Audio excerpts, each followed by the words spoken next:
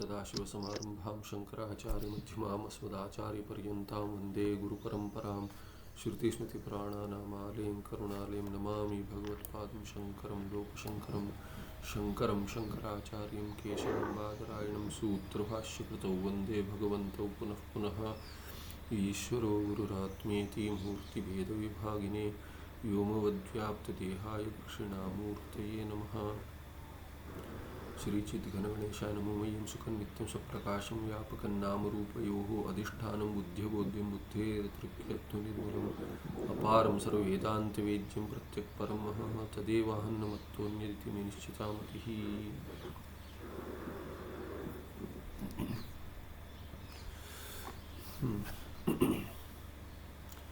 आगे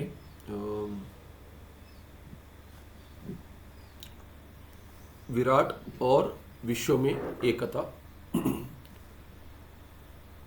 हिरण्यगर्भ और तेजस में एकता, ईश्वर और प्राज्ञ में एकता और तुरीय जीव साक्षी, ये बतला दिया।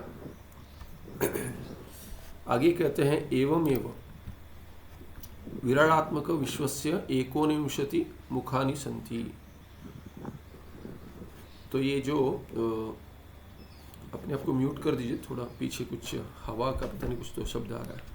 तो एवं विराटात्मक विश्वस्य एकोनविंशति मुखानि, एकोनविंशति माने 19, तो 19 मुख बतलाया गया। इसमें ही आता है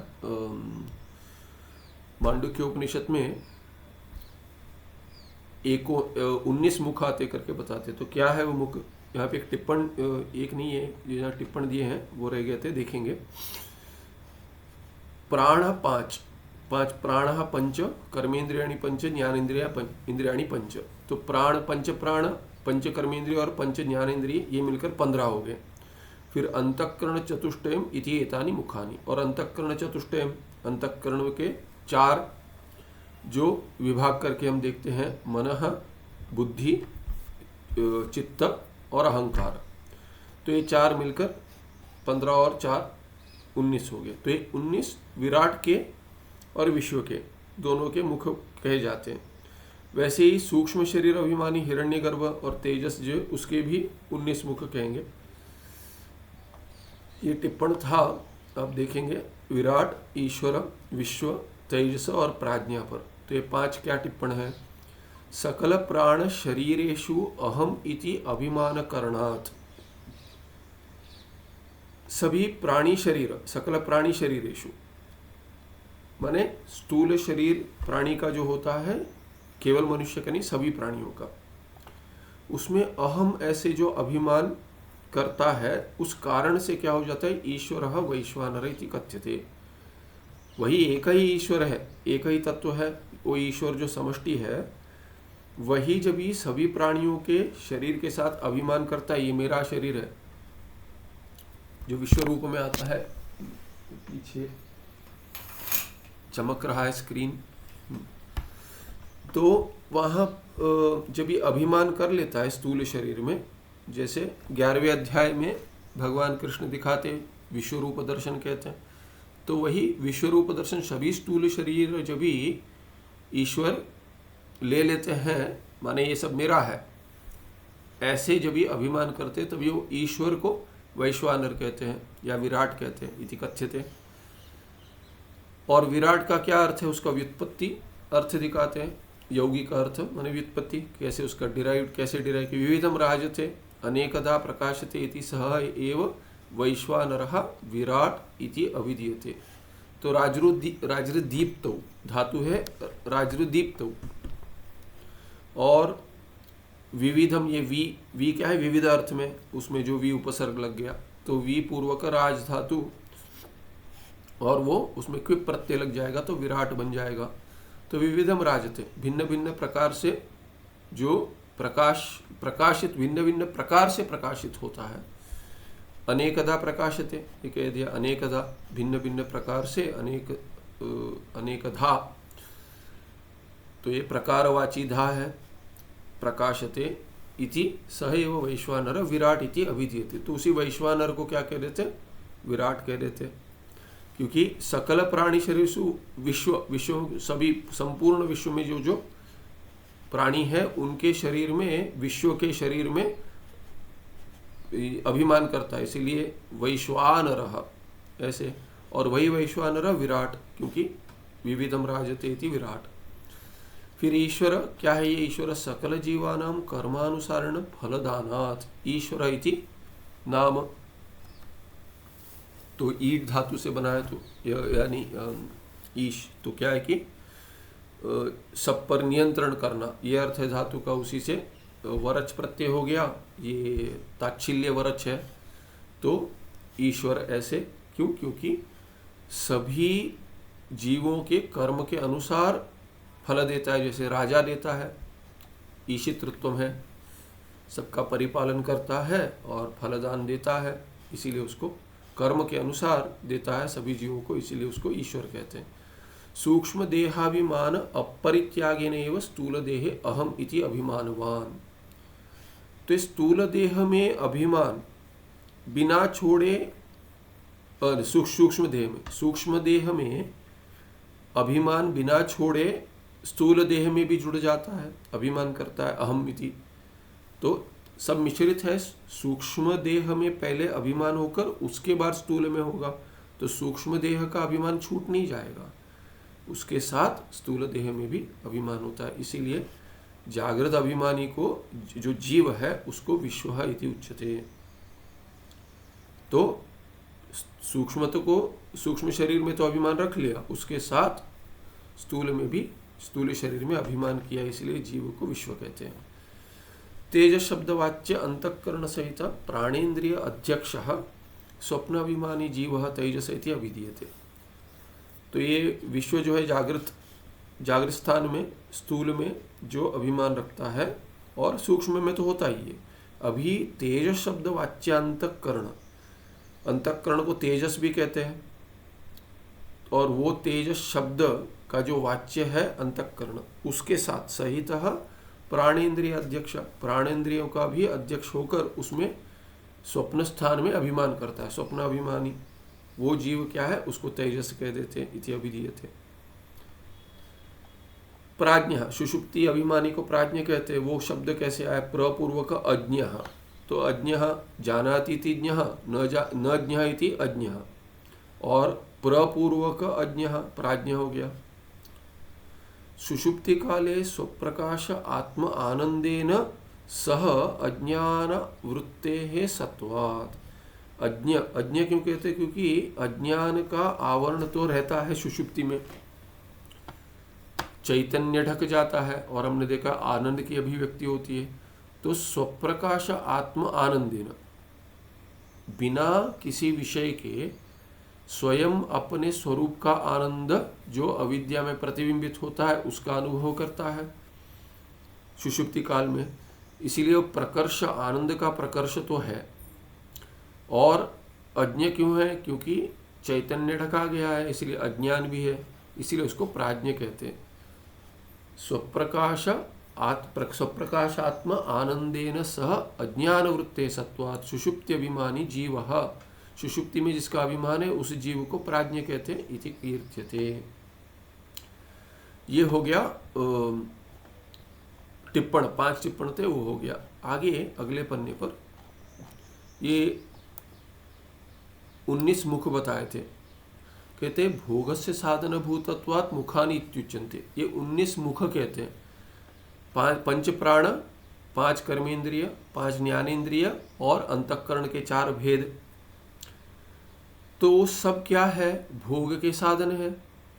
बिना प्राण के कर्मेंद्रिय नहीं चलेंगी, और बिना कर्मेंद्रिय माने विषय का ग्रहण, विषय की ओर नहीं जा पाएगा, और वागेंद्रिय का प्रयोग नहीं कर पाए, वो भी भोग के लिए है कि शरीर में इंद्रियां रहने का स्थान है, इसलिए शरीर तो है भोग के लिए, किंतु इंद्रियों के द्वारा भोग प्राप्त होता है। शरीर तो अधिकरण बन गया, स्थूल शरीर, पर ये सूक्ष्म शरीर जो कर्मेंद्रिय और ज्ञानेन्द्रिय प्राण जो है, ये सब क्या है कि साधन बनते हैं भोग के लिए।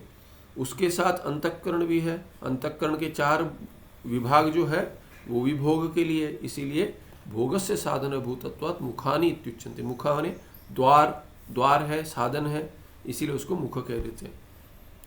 19 मुख हो गए। इसीलिए जागृत अवस्थायाम एतैहि एकोनविंशति मुखैहि, इन्हीं 19 मुखों के द्वारा जागृत अवस्था में स्थूल शब्दादयः बाह्यवृत्त्या अनुभूयन्ते।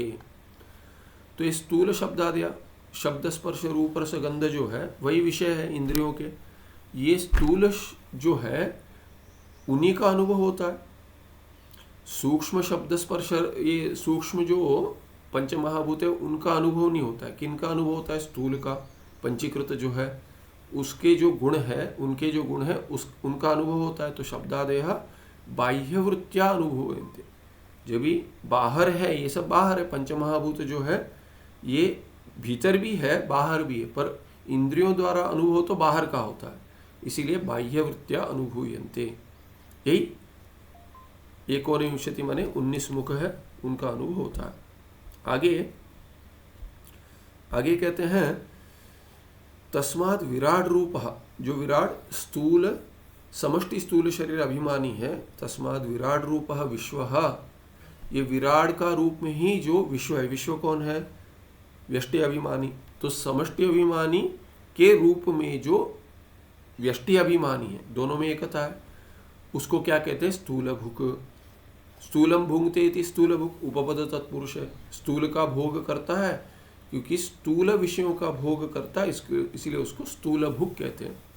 इति बाह्य वृत्ति रीति, या तो बाह्य वृत्ति माने बाह्या वृत्ति ही यस्य, ये भी बहुव्रीहि है, उसको बाह्य वृत्ति कह रहे थे। या जागृत अवस्था, उसी को जागृत अवस्था कहते हैं। अवस्थानी, अवस्था स्त्रीलिंग में है, तो जागृत अवस्था यस्य, ये भी बहुव्रीहि है।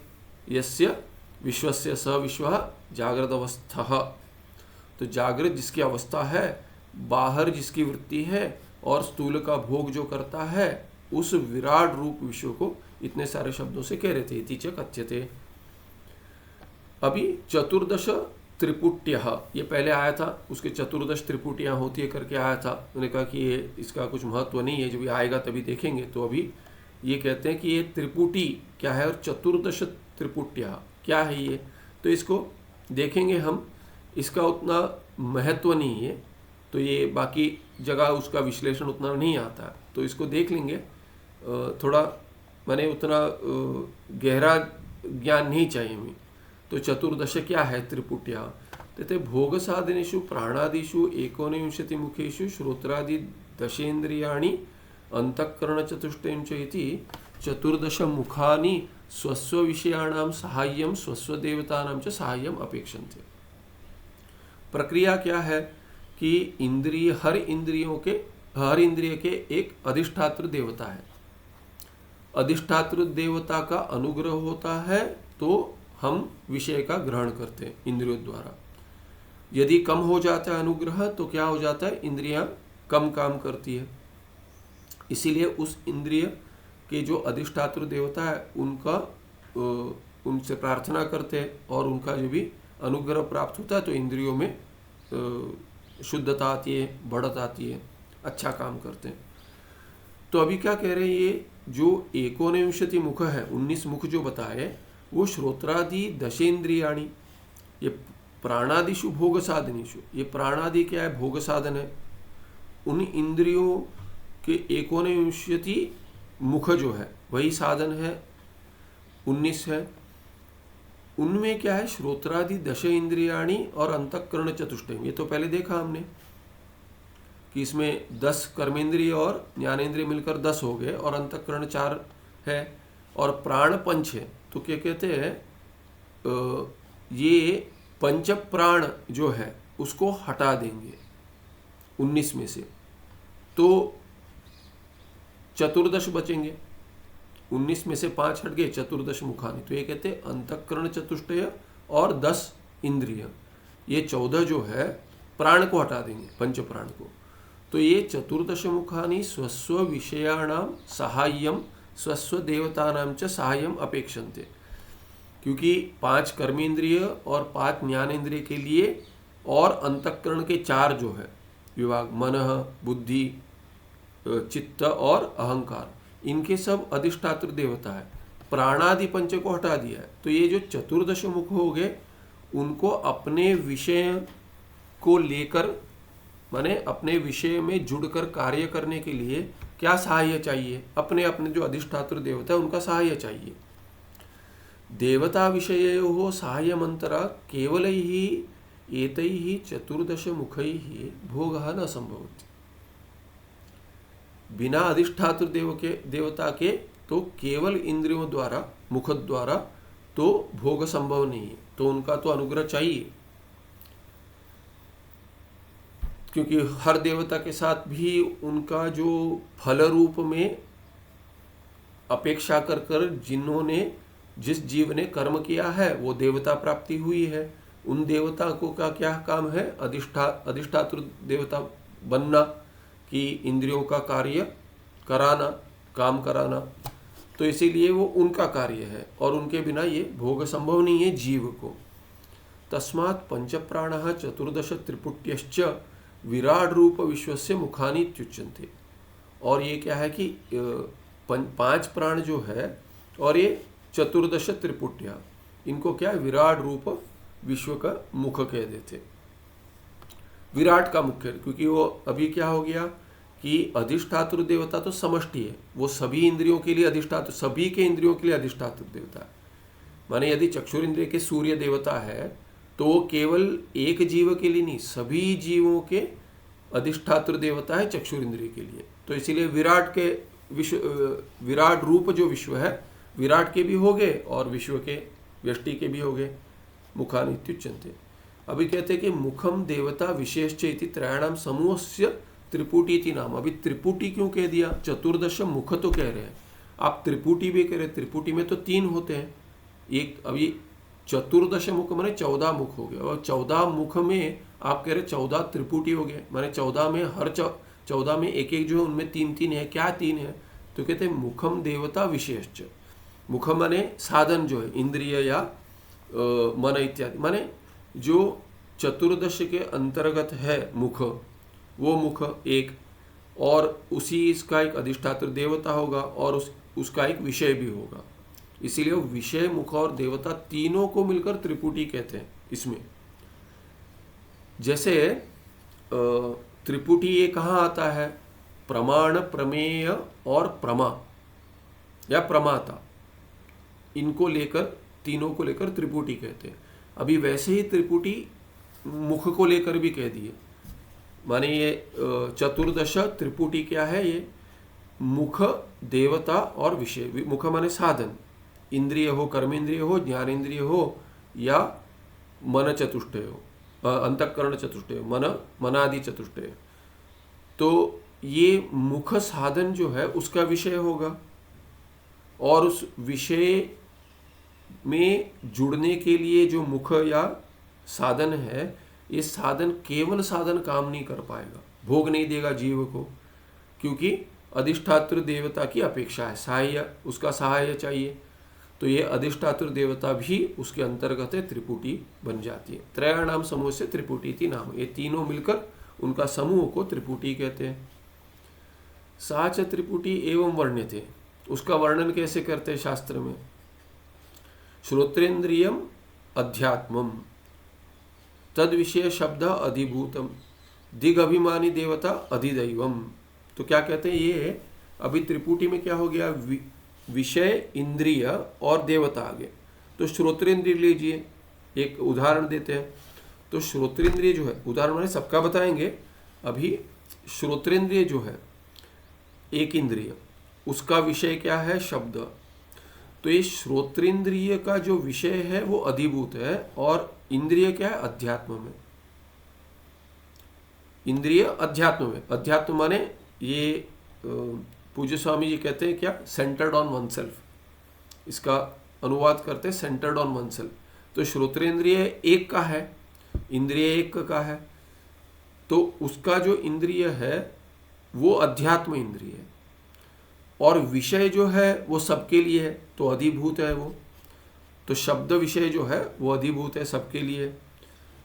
दिग्अभिमानी देवता जो है, ये दिक, दिशा में जिसका अभिमान है, वो देवता क्या है? श्रोत्रेंद्रिय के अधिष्ठातृ देवता है। इसके लिए अधिदैवम कह दिया। ये तत्वबोध में इत्यादि में आता है। तो इसीलिए इसको आगे अभी बढ़ाते। एक उदाहरण देख लिया हमने कि श्रोत्रेंद्रिय अध्यात्म है, अधिभूत है, उसका विषय है, माने विषय उसका जो शब्द है वो अधिभूत है, और उसके अधिष्ठातृ देवता कौन है त्रिपुटी में तीसरे, वो दिग अभिमानी देवता अधिष्ठातृ देवता है, उसको अधिदैवम कहते हैं।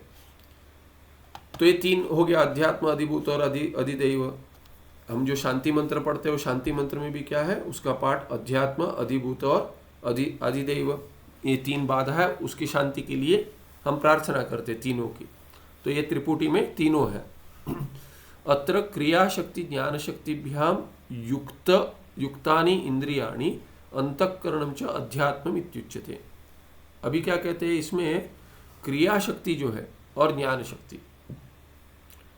क्रिया शक्ति कार्य करने की साधन को, इंद्रिय के अपने कार्य में जुड़ने की जो शक्ति है, और ज्ञान शक्ति माने उससे जो ज्ञान उत्पन्न कराने की शक्ति है।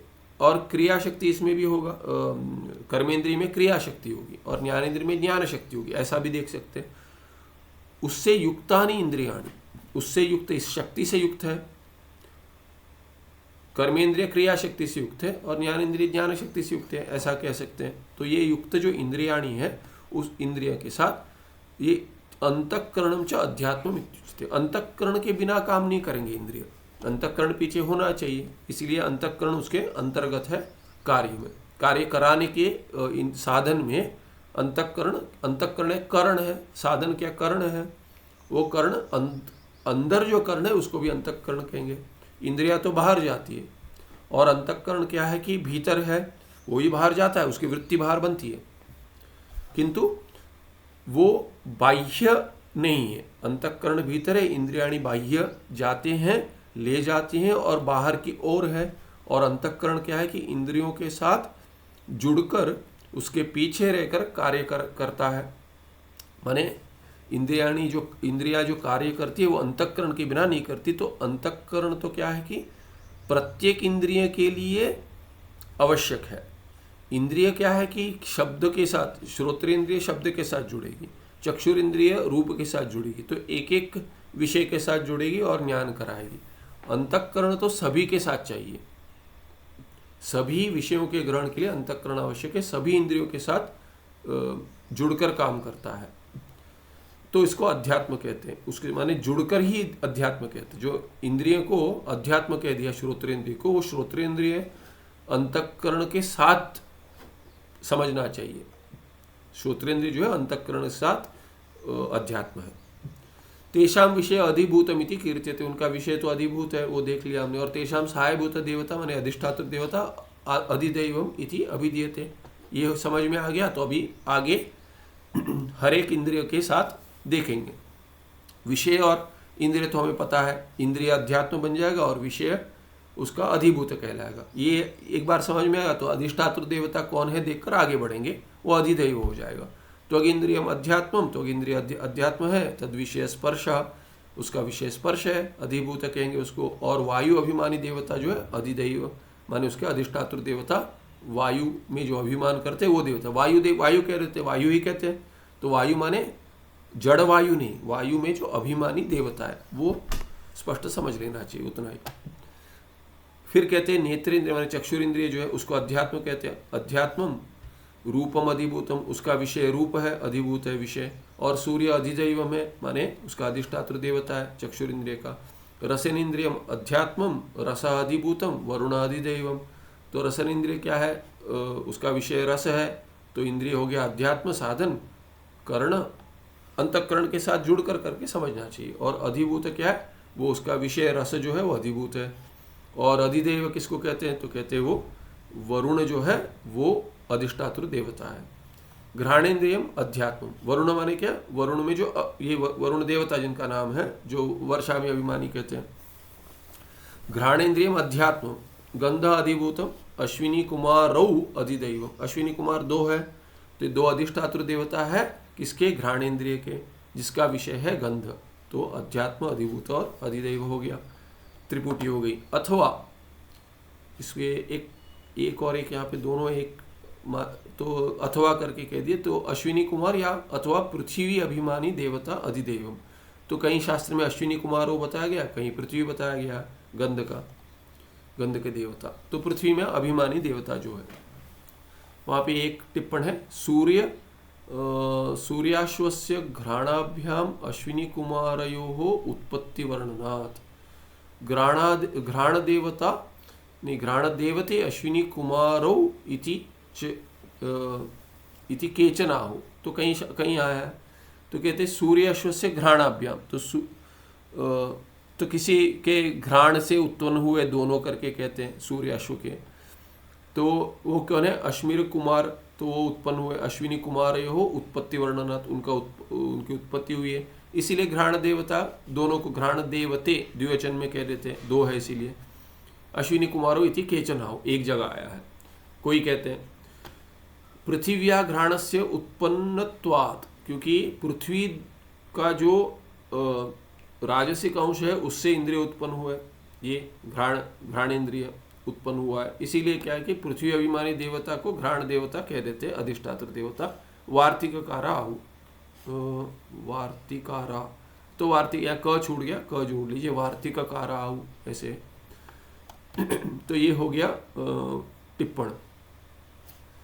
छठे इसमें कहते हैं वागींद्रियम अध्यात्मम। अभी कर्मेंद्रिय में चले गए, 5 ज्ञानेंद्रिय हो गए। वागींद्रिय अध्यात्म है वक्तव्यम अधिभूतम। वक्तव्य माने ये उच्चारित शब्द जो है वो अधिभूत हो गया।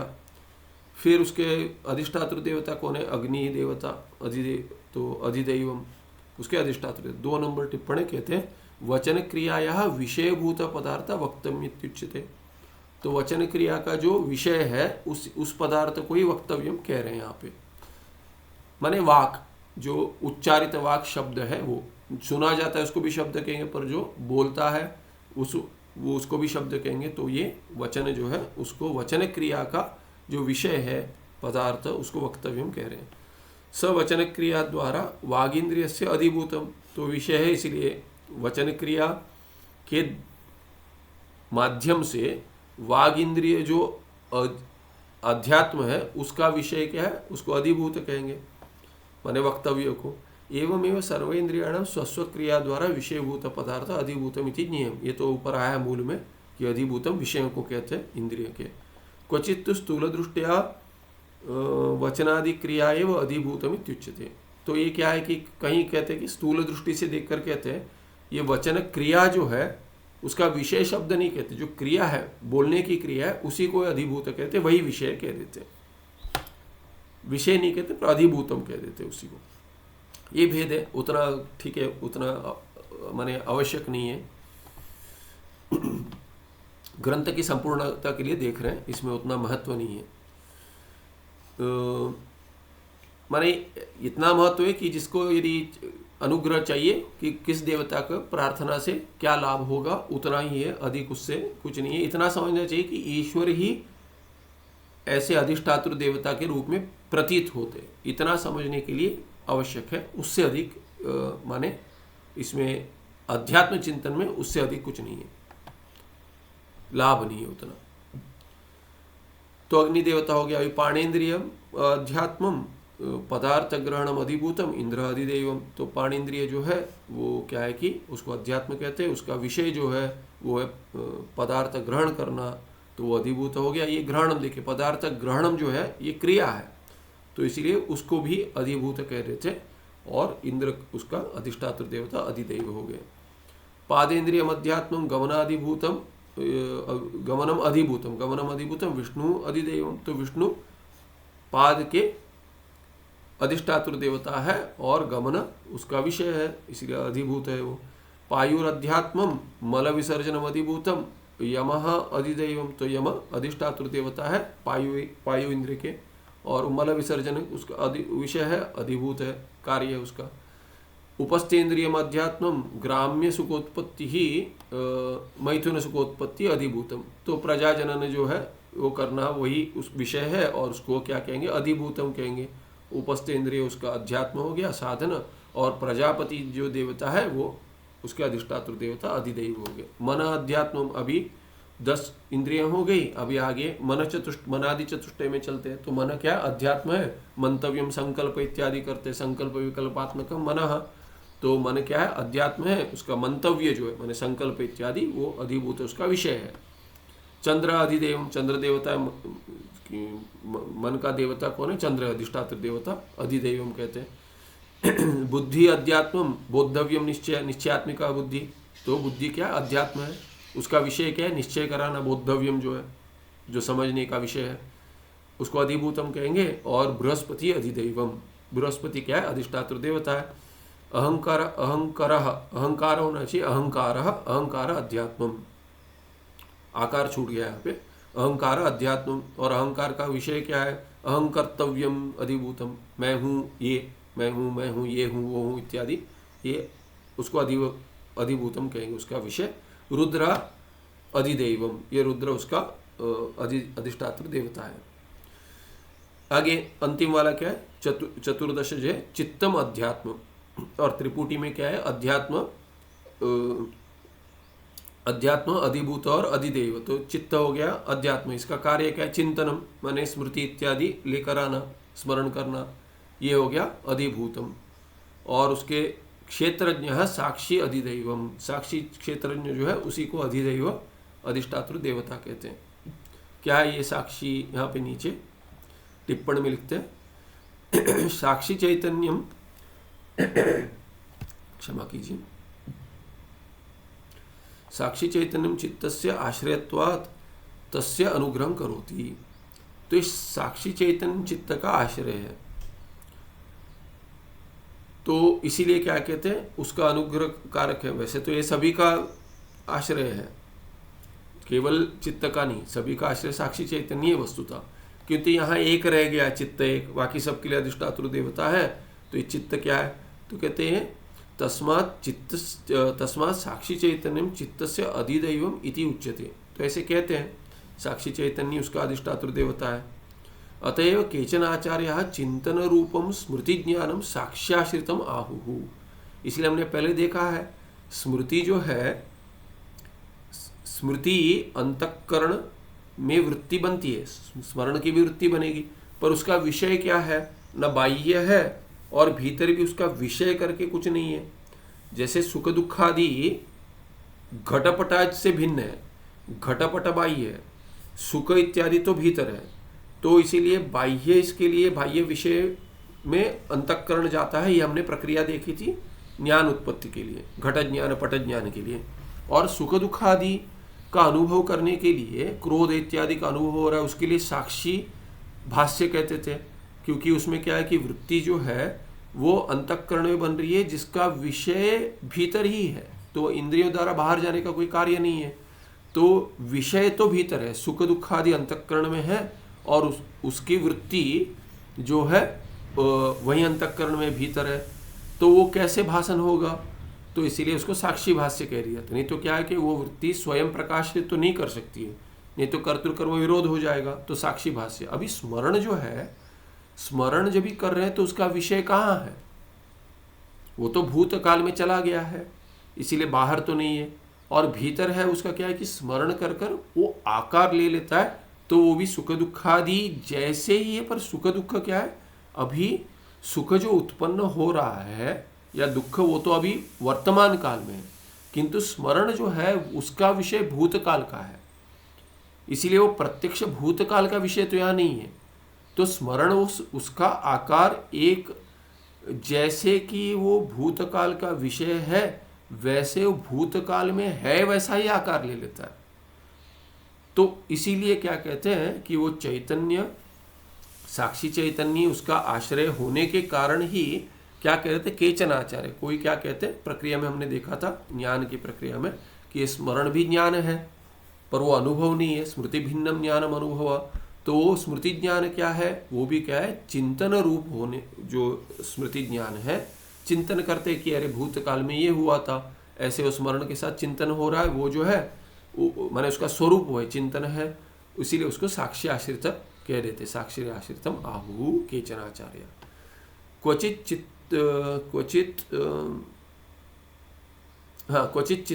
चित्तस्य करके पढ़िए इसको, क्वचित चित्तस्य अधिदैवम नारायण वासुदेव इति उक्तम। तो कहीं नारायण या वासुदेव भी कह रहे थे, ये अधिक ठीक होगा, चैतन्य रूप को साक्षी, चैतन्य को अधिष्ठातृ देवता कहने से तो वासुदेव को कह देंगे नारायण, क्योंकि उपाधि के साथ है। साक्षी चैतन्य की तो कोई उपाधि नहीं है, तो अधिष्ठातृ देवता वास्तव में नहीं बन पाएगा। तो ये जो टिप्पण में जो वासुदेव या नारायण कह दिए वो ठीक लग रहा है, न कि साक्षी चैतन्य को देवता बना दे।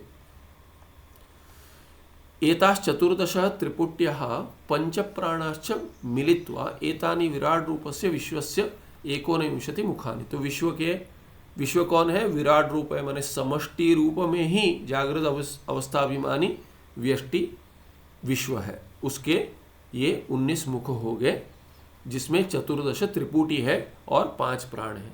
त्रिपुटी तो हमने विस्तार में देख लिया, और उसमें 5 प्राण जोड़ देंगे तो क्या हो जाएगा? 19 हो जाएंगे, ये उसके मुख हो जाएंगे। आगे विश्व विराट अकार मात्रा इति एतेषाम अभेद चिंतनम। तो अभी क्या है कि ये ध्यान की प्रक्रिया है, चिंतन भी कर लें, ज्ञान भी उत्पन्न हो जाए। तो क्या है प्रक्रिया इसमें? मांडुक्य में कहते हैं विश्व जो जागृत अवस्थाभिमानी व्यष्टि है और विराट जो समष्टि स्थूल शरीर अभिमानी है, और अकार मात्रा क्या है? ये ओमकार की पहली मात्रा है। अकार उकार मकार में अकार जो मात्रा है, इन तीनों में एतेषाम अभेद चिंतनम, ये तीनों एक ही है। ओमकार का आकार वही विश्व है, वही विराट है, ऐसे चिंतन करें। तो बतला रहे विराजः माने विराट का, विश्वस्य च यथा भेदः तथा, यथा भेद माने यथा अभेदः, तथा ओमकार प्रथम मात्रायाः अकारस्य विराट रूप विश्वेन सह अभेद अस्ति। अभी विराट और विश्व में तो अभेद बतला दिया। कैसे अभेद बतला दिया? विश्व ही विराट रूप है, मांडुक्य प्रक्रिया ऐसे है। तो जैसे उनमें अभेद है समष्टि और व्यष्टि में, जो विराट और विश्व में जो अभेद है, वैसे ही तथा ओंकार प्रथम मात्रा या अकारस्य, अकार जो प्रथम मात्रा है जो ओंकार की, उसमें और विराट रूप विश्व, विराट रूप जो विश्व है उनमें तो अभेद हो गया, तो अभी विराट रूप विश्व कह सकते हैं। विराट ही विश्व है, इसीलिए विराट रूप विश्व कह सकते हैं। उसके साथ अकार का जो ओमकार की प्रथम मात्रा है उसका अभेद है, सह अभेदो अस्ति। तथा ही इसका वर्णन करते हैं, कैसे अभेद है, इसका चिंतन क्या है। तथा ही ब्रह्मणः चतुर्षु पादेषु, ब्रह्म के जो 4 पाद है उसमें प्रथम पाद विराट, पहला पाद का वर्णन चल रहा है, पहले पाद का वर्णन में पहला पाद विराट है कह दिया। ब्रह्म का पहला पाद विराट है। आत्मनः चतुर्षु पादेषु प्रथम पादो विश्व, और आत्मा जो व्यष्टि में चिंतन कर रहे उसके भी 4 पाद है, उसके 4 पाद में पहला विश्व है। तो उनमें माने प्रथम पाद की साम्यता से भी दोनों एक है। वैसे ही ओंकार की भी 4 मात्राएं हैं। ओंकारस्य मात्रात्मकशु चतुर्षु पादेषु, तो मात्रा को ही 4 पाद कहेंगे। वो जो 4 पाद है, ओमकार का पहला पाद है अकार, इसीलिए अकार पहला होता हुआ, पहला पाद होता हुआ तीनों के पहले पाद में अभेद बतलाए। तो इसीलिए क्या हो गया? प्रथम पाद अकारः त्रयाणाम एषाम आदित्व रूप, आदित्व माने प्रथमत्व। तो तीनों का क्या है कि समष्टि, व्यष्टि और ओमकार में तीनों के आदित्व प्रथम होने से तीनों में अभेद हो गया। त्रयाणम एषाम आदित्व रूप धर्म सामान्य सत्वात्, क्योंकि ये धर्म प्रथमत्व धर्म सामान्य है, आदित्व या प्रथमत्व। इसीलिए क्या है? विश्व विराट अकाराणाम अभेदम चिंतयेत, ऐसे चिंतन करें कि तीनों एक है। क्या क्यों एक है? क्योंकि ये तीनों क्या है? व्यष्टि, समष्टि और ओमकार के प्रथम मात्रा है। ऐसे ही चिंतन करेंगे तो चारों में घट जाएगा। चारों माने चारों पादों में ऐसा चिंतन कर कर हर एक पाद पर, हर एक स्तर पर ऐक्य का चिंतन करें। इत्थम विश्वस्य सप्तांगानि 19 मुखानि च व्याख्यातानि। तो ये हो गया विश्व का सप्तांग 19 माने 7 अंग और 19 माने 19 मुखों का चिंतन हो गया, उसका व्याख्यान हो गया और उसमें अभेद चिंतन हो गया। विश्व तेजस्यो अभेद। अभी विश्व और तेजस में अभेद बतलाते। जो विश्व है वही तेजस में लीन हो जाता है। कैसे अभेद? विश्वस्य उक्तानि सप्तानि एकोनविंशति मुखानि च तेजसस्यापि सन्ति इति अवगन्तव्यम्। जो विश्व के जागृत अवस्थाभिमानी जो ये है, व्यष्टि है, जीव, उसके जो 7 अंग और 19 मुख बताए थे वही तेजस के भी है, जो स्वप्न अवस्थाभिमानी है, सूक्ष्म शरीर अभिमानी। किंतु यहाँ अस्ति भेद, किंतु कुछ भेद भी है। क्या भेद है? विश्वस्य अंगानि मुखानि च ईश्वर सृष्टानि। जो विश्व के है अंग, वो क्या है कि वो सब ईश्वर के द्वारा सृष्टि हुई है वो। क्योंकि क्या देखते हैं हम, प्रपंच जो स्थूल शरीर जागृत अवस्था में, जागृत अवस्था का तो विश्व मैंने नहीं बनाया है प्रपंच, इसीलिए ये ईश्वर ने बनाया। ऐसे हम समष्टि जो ईश्वर है उन्होंने ये समष्टि प्रपंच बनाया है। समष्टि के जो ईशन करता है, सृष्टिकर्ता, तो वो तो क्या है कि वो भेद रह जाएगा विश्व और तेजस में। क्योंकि विश्व जो जागृत अवस्था अभिमानी है वो तो स्थूल भुक है, स्थूल विषयों का भोग करता है। वो स्थूल विषय क्या है? वो बनाए हैं ईश्वर ने, परमात्मा ने बनाया। और तेजस जो है वो सूक्ष्म शरीर अभिमानी है। वो वस्तुतः क्या करता है? वो स्वप्नावस्था अभिमानी है, तो वो सूक्ष्म पदार्थों का भोग करता है, न कि स्थूल का। तो जैसे स्थूल भुक कहा है उसको मांडुक्य में आया है, वो सूक्ष्म भुक करके नहीं कहा है कि वो विपरीत का ग्रहण करता है। विपरीत माने स्थूल से विपरीत हो गया सूक्ष्म, तो सूक्ष्म भुक हो गया। वैसे तो ये भेद बतला रहे क्या है? ये विश्वस्य अंगानि मुखानि च ईश्वर सृष्टानि तेजसस्य तु इंद्रिय देवता विषय रूप त्रिपुट्यः शिर आदि अंगानि च मनोमयानि।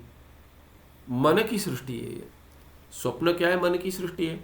तो ये स्वप्न का जो अभिमानी तेजस है, स्वप्न अवस्था अभिमानी, उसकी जो त्रिपुटियां हैं 14, वो सब क्या है? इंद्रिय देवता विषय रूप, ये सब जो है, ये इंद्रिय देवता और विषय, ये त्रिपुटी जो है इंद्रिय देवता विषय रूप त्रिपुटी ऐसे हो जाएंगे। क्या है वो? शिर आदि अंगानि च, सप्तांग, और ये त्रिपुटियां जो 14 है और प्राण के साथ जुड़कर जो है वो सब क्या है कि मनोमयानी। तो मनोमय हो गया।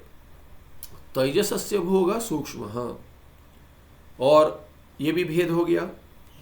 एक तो क्या है कि ईश्वर सृष्ट और मनोमय माने मन के द्वारा सृष्ट, ये भेद हो गया विश्व और तेजस के प्रपंच में भी और भोग में भी। क्योंकि भोग क्या है? उसी का भोग करेगा। तो भोग क्या हो गया? विश्व का भोग गया स्थूल भोग, स्थूल भुक, और तेजस का भोग हो गया सूक्ष्म भुक हो गया। ये भोगो नाम सुख दुखादि अनुभव। क्या है भोग? सुख दुखादि अनुभव, यही भोग है। यद्यपि अनुभव रूपे ज्ञाने, ज्ञान क्या है? अनुभव भी ज्ञान है और स्मृति भी ज्ञान है। स्मृति भिन्न ज्ञान अनुभव, तो अनुभव रूप जो ज्ञान है माने स्मृति से भिन्न, वो क्या है? यद्यपि अनुभव रूप ज्ञाने स्थूलत्व सूक्ष्मत्व भेदो न संभवति। अनुभव में क्या भेद करेंगे? अनुभव जो ज्ञान का है, ज्ञान तो क्या है कि अंतःकरण में, कि बुद्धि में, अंतःकरण के बुद्धि कार्य जो है बुद्धि उसमें प्रतीत होता है, उसमें उत्पन्न होता है। बुद्धि में ज्ञान जो है अंतःकरण में उत्पन्न होता है, इसीलिए उसमें स्थूलत्व सूक्ष्मत्व भेद तो नहीं कर सकते। यद्यपि तथापि फिर भी क्या है? विषय से भेद करेंगे।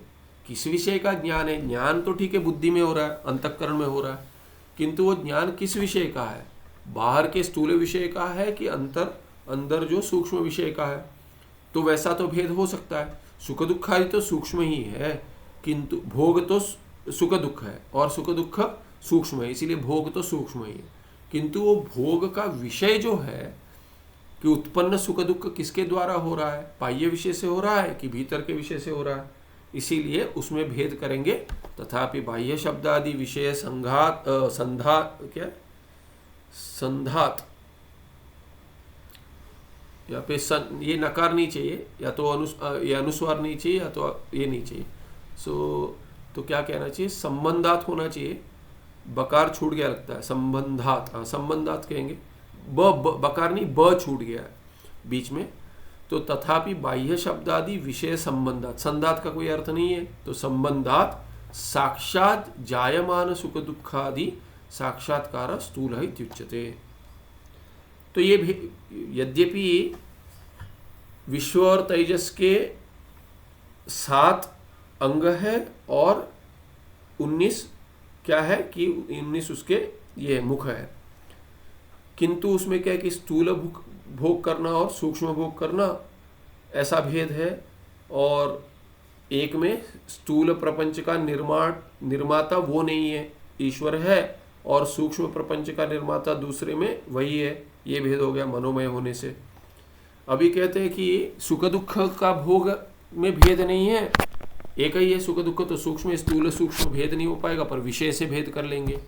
और आगे कह दिए उसको स्थूल भुक इसीलिए कहते हैं क्योंकि भोग सूक्ष्म सुख दुख का होने से भी विषय स्थूल है, इसीलिए स्थूल भुक कहते हैं, और ऐसा भेद हो जाएगा दोनों में। मानस शब्दादि संबंधात जायमान, यहाँ पे देखिए संबंध है तो ये ऊपर ब ही होना चाहिए। मानस शब्दादि संबंधात जायमान सुख दुखादि साक्षात्कार सूक्ष्म इत्युच्यते। और तेजस का तो सुख दुखादि विश्व के सुख दुखादि भोग जैसा ही सूक्ष्म ही है, सुख दुखादि तो सूक्ष्म ही है, किंतु विषय भी सूक्ष्म है।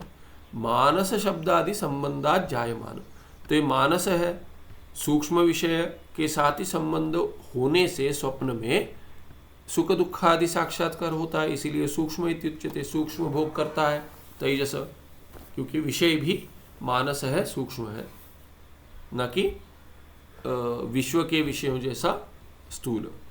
तथा च श्रुति, और इसी श्रुति है, स्थूल भुक वैश्वानर प्रविविक्त भुक तेजस। प्रविविक्त माने भिन्न, विभिन्न, विभिन्न नहीं विविक्त, प्रविविक्त कह दिया। प्रविविक्त माने क्या है कि उससे व्यतिरिक्त, किससे व्यतिरिक्त, स्थूल से व्यतिरिक्त का भोग करता है, तो इसीलिए स्थूल से व्यतिरिक्त हो गया सूक्ष्म। तो प्रविविक्त भुक माने प्रविविक्त भुग, भुग कौन है, तेजस, माने प्रविविक्त भुग तेजस, भुग। यहाँ पे गकार नहीं होना चाहिए, ककार होना चाहिए, क्योंकि खरीच लग जाएगा, तो खरीच से यहाँ गकार का जस्त हो गया था, वो चर में आ जाएगा, तो ये भुग नहीं, भुक, ये ग नहीं, गकार नहीं, ककार होना चाहिए यहाँ पे। प्रविविक्त भुक, प्रविविक्त भुक तेजसा, न कि भुग तेजसा। तकार जो आगे आ रहा है वो खर अक्षर है, इसीलिए गकार को ककार होना चाहिए यहाँ पे। तो ये श्रुति में मांडुक्य में आया, आगम प्रकरण में पहले, इसमें मंत्र माने मंत्र में इति विश्वो ही स्थूल भुंग नित्यम तेजसः प्रविविक्त भुक। तो क्या क्या ये आगे आया है कि विश्व ही स्थूल भुक, ये कारिका में आया है कि विश्व क्या है, स्थूल का भोगता है, स्थूल का भोग करता है, और तेजस क्या है, प्रविविक्त भुक है। प्रविविक्त भुक माने इसका सूक्ष्म का विपरीत जो है स्थूल से, वो सूक्ष्म है, उसका भोग करता है। इति च तेजसस्य भोग योग्यः शब्दादयः मानसत्वात् सूक्ष्मः। तो क्या है कि विषय भेद से भेद करें, न कि भोग जो सुख दुखादि है उसमें भेद करें। सुख दुखादि जो भेद है, भोग है, वो तो सूक्ष्म ही है, किंतु विश्व का जो विषय जिससे सुख दुखादि उत्पन्न हो रहा है वो ये है, स्थूल है, और तेजस का जो सुख दुख उत्पन्न हो रहा है उसका विषय भी सूक्ष्म है, ऐसे भेद हो जाएगा। तद अपेक्षा विश्व से भोग योग्य शब्दादय बाह्यत्वात् स्थूल। तो भोग योग्य जो विषय है विश्व के, वो सब क्या है कि वो स्थूल है। किंच विश्व बहिष्प्रज्ञा, और विश्व बाह्य दृष्टि रखता है, इसीलिए बहिष्प्रज्ञा है, बाहर के विषयों का ज्ञान होते रहता है। तेजसस्तु अंतःप्रज्ञा, अंतःप्रज्ञा, तो ये तेजस क्या है, ये तेजस उसका वो अंदर का जो अंतः जो है उसका ज्ञान रखता है, इसीलिए उसको अंतःप्रज्ञा कह देते हैं। यतः विश्वस्य अंतःकरण वृत्ति रूपा प्रज्ञा बहिर्गच्छति। तो क्यों कह दिया ऐसा, क्योंकि विश्व का जो अंतःकरण वृत्ति जो है वो इंद्रियों द्वारा बाहर जाती है, विश्व माने स्थूल विषयों का भोग करने के लिए। ये माने भोग कराने के लिए, करने के लिए माने भोग तो स्वयं इंद्रिय नहीं, कराने के लिए, इसलिए बाहर जाती है, इसलिए उसको बहिष्प्रज्ञ कहते हैं। और तेजसस्य प्रज्ञान बहिर्गच्छति, तेजस का क्या विषय भीतर ही है, इसीलिए उसकी इंद्रिय बाहर नहीं जाते, तो वहाँ अंदर ही विषय बनकर अंदर ही वृत्ति हो जाती है। प्रज्ञान बहिर्गच्छति तेजसस्य, तस्मात् तौ क्रमेण बहिष्प्रज्ञत्वेन अंतःप्रज्ञत्वेन च व्यपदिश्येते, इसीलिए उनको क्रम से ऐसा ही भेद करते हैं कि बहिष्प्रज्ञ है एक, दूसरा अंतःप्रज्ञ है। तो ये 3 भेद बतला दिए, पर उनके 7, दोनों के भी 7 अंग है और 19 ये है, मुख है। तेजसा हिरण्यगर्भ उकारः इति एतेषाम् अभेद चिंतनम। अभी दूसरे इस पे चलते हैं, दूसरे पाद में। दूसरे पाद में क्या है, तेजस कौन है, ये जीव का, व्यष्टि का स्वप्न स्थान अभिमानी है, और हिरण्यगर्भ कौन है, वो समष्टि अभिमानी है सूक्ष्म शरीरों का।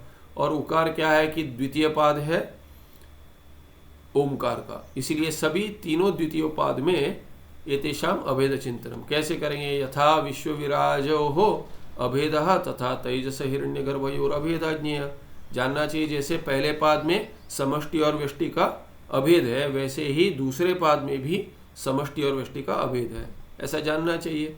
तेजस से उपाधि सूक्ष्म, तेजस की उपाधि तो सूक्ष्म है। अभी क्या कहते हैं, हिरण्यगर्भ से उपाधि भी सूक्ष्म, जो समष्टि की उपाधि है हिरण्यगर्भ की, उसकी उपाधि भी सूक्ष्म है, स्थूल नहीं है।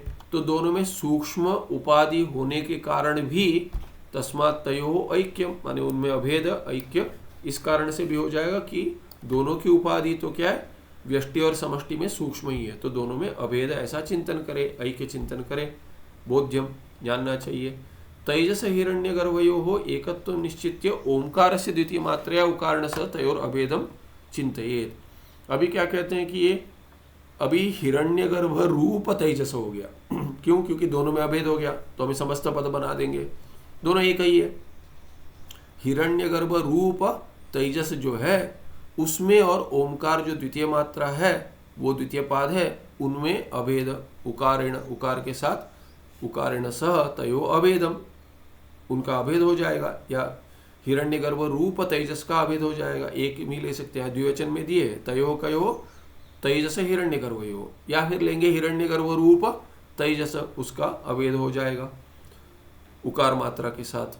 आत्मनश् चतुर्षु पादेषु द्वितीय पादस तेजस, दूसरा पाद है आत्मनश्च, माने आत्मा माने व्यष्टि, व्यष्टि के 4 पादों में द्वितीय पाद तो तेजस है, और ब्रह्म के जो समष्टि के द्वितीय पाद, ब्रह्मण द्वितीय पाद हिरण्यगर्भ, समष्टि का द्वितीय पाद क्या है, ब्रह्म का हिरण्यगर्भ है।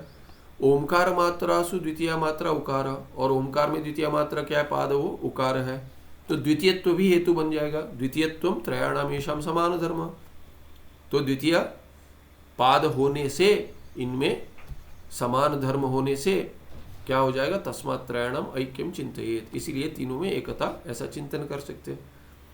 आगे वैसे ही क्या, प्राज्ञ ईश्वर मकार इत्येतेषाम अभेद चिंतनम।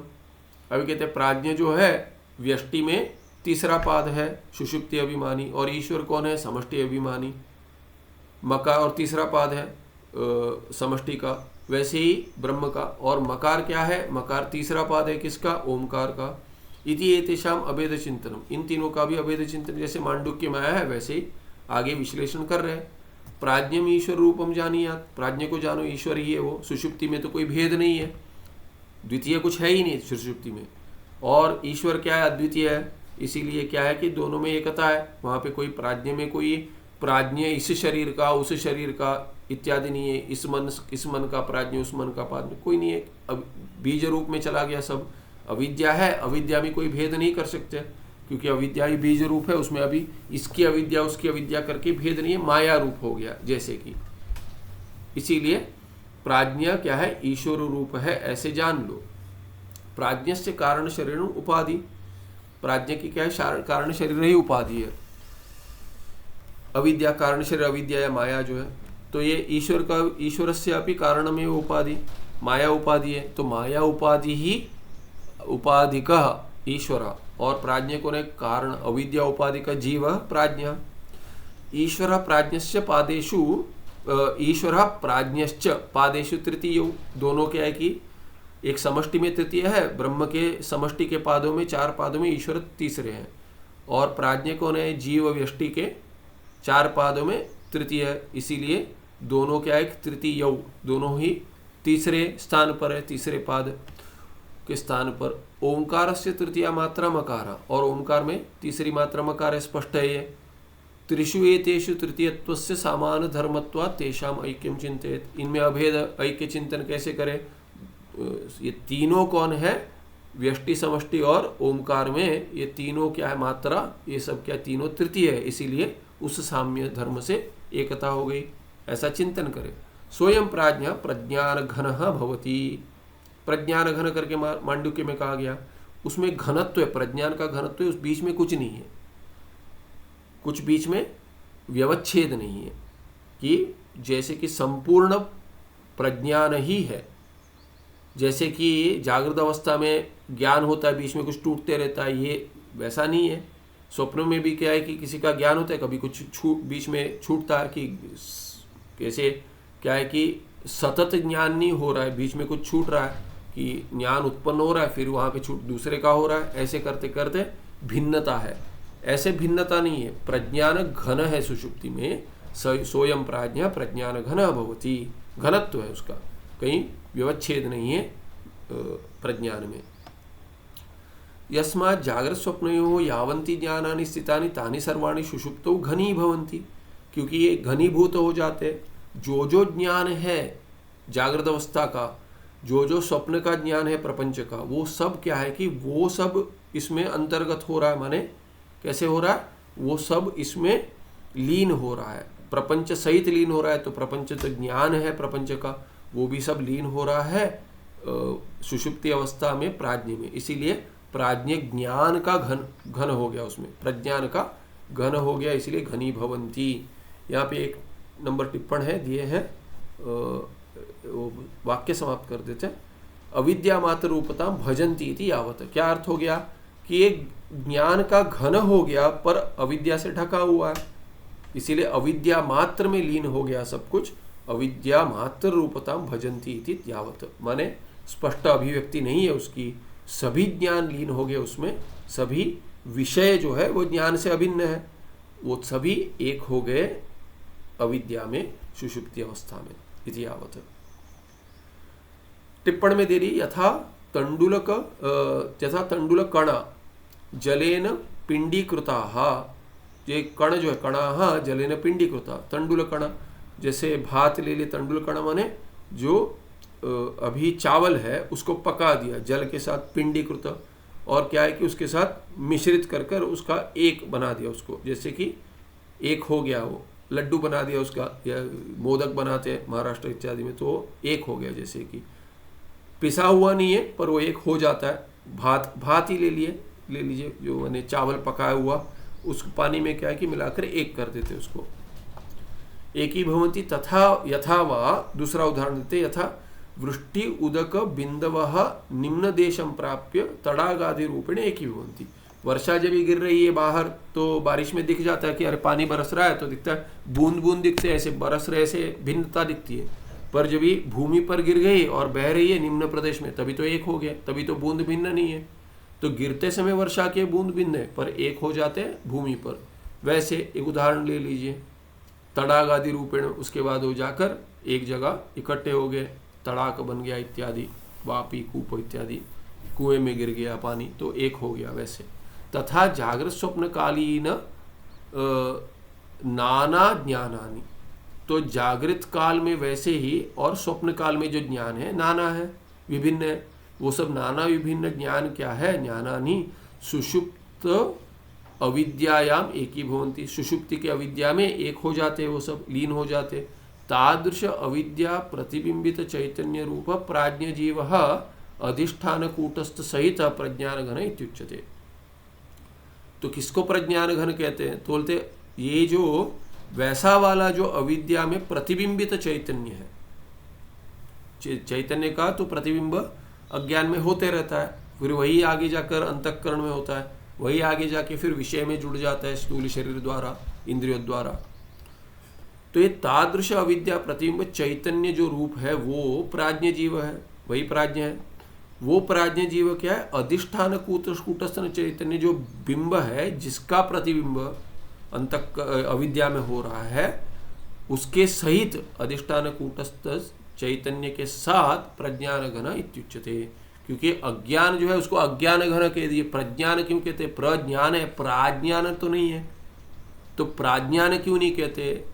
ऐसी अपेक्षा होगी, इसीलिए कहते नहीं। वो जो चैतन्य है उसके साथ एक है, वो चैतन्य के साथ वो एक है। अज्ञान भी वहां पे स्पष्ट अभिव्यक्त करने जैसा नहीं है, ढका गया है, चैतन्य की अभिव्यक्ति नहीं हो रही है, किंतु वो है चैतन्य, इसीलिए प्रज्ञान घन उसके साथ जुड़कर कह देते हैं।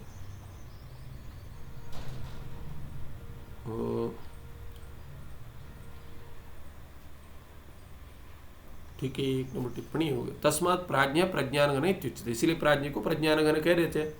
अयम प्राज्ञा आनंद भुक इति श्रूयते, आनंद का भोग करते इसलिए आनंद भुक उपपद तत्पुरुष हो गया। आनंदम भुंक्ते इति आनंद भुक इति श्रूयते, ऐसे आया है श्रुति में। आनंद भुक प्राज्ञः, मांडुक्य में आया यतोयम प्राज्ञः अविद्यावृतम आनंदम भुंक्ते ततः आनंद भुक इति व्यपदिश्यते। और उस पर क्या विशेष है, विश्लेषण है? क्योंकि यतः, क्योंकि ये प्राज्ञ जो है, प्राज्ञ ही क्या है? अविद्या आवृत, जो अविद्या आवृतम आनंदम भुंक्ते, उसी का आनंद का भोग करता है जो अविद्या से आवृत है। इसीलिए तभी आनंद का भोग तो करता है, पर अविद्या से आवृत है। सुबह उठकर ही कहता है, तभी नहीं कह पाता है, अविद्या से आवृत है, वैसा वाला आनंद का भोग करता है, इसलिए आनंद भोग इति व्यपदिश्यते। किंतु अविद्या तो चैतन्य को ढकती है अधिकतर सुषुप्ति में, आनंद की अभिव्यक्ति हो रही है, इसलिए आनंद भोग कहते हैं, ये समझना चाहिए। इति व्यपदिश्यते। विश्व तेजसयोरिव प्राज्ञस्य अपि भोगे त्रिपुटी वर्ण्यते। तो विश्व और तेजस के लिए जैसे त्रिपुटी है, वैसे प्राज्ञ के लिए भी त्रिपुटी है। क्या है वो? चैतन्य प्रतिबिंब सहित अविद्यावृत्ति अध्यात्मम। इसमें क्या त्रिपुटी बनाते हैं? चैतन्य प्रतिबिंब सहित अविद्या, अविद्या वृत्ति, अविद्या की वृत्ति होती है तभी। आनंद वृत्ति, अविद्या वृत्ति जो है, अविद्या में वृत्ति हो रही है, वो चैतन्य प्रतिबिंब के साथ है, उसको अध्यात्म कह देते हैं। और अज्ञान आवृत स्वरूपानंद अधिभूतम, विषय क्या है उसका?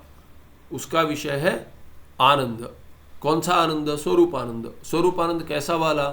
वो अज्ञान से आवृत है, ढका हुआ है, आवरण से आवरण हुआ है उसका, उसको, उस विषय को अधिभूत कहते हैं, अधिभूतम।